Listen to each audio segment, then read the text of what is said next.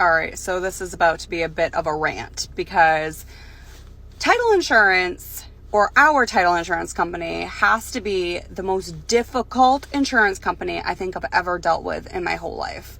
And I mean, I've dealt with health insurance, dental insurance, car insurance, house insurance, life insurance, disability insurance, you name it, I've probably dealt with it. Well, title insurance, they were incredibly hard to contact. So I finally got a phone number, which led me to an email. I sent an email. They made a time to call me back. Mind you, this was in the middle of when the pandemic first started. So it was like spring 2020, early summer 2020. So the lady calls me back. I go over the issues that we're having. I go over my coverage, and she basically tells me that she can't tell me whether or not the issue would be covered or not. And she can't give me any advice, and she can't help me with making a claim. All she can do is email me the claims form. I'm like, I thought these representatives were supposed to help you with the claims process, be able to answer your questions about your coverage.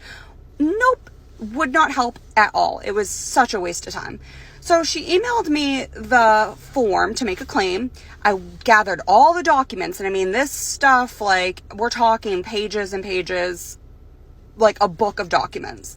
So got those all scanned in. I wrote up a narrative explaining what was going on and all of that. And then I get an email back, no phone call to follow up and talk to me on the phone, ask more questions, nothing. Just, nope, this wouldn't be covered under your title insurance because your property line is defined as the boundary of your neighbor's property line. And no matter where that boundary lies, that's where it is. It's okay.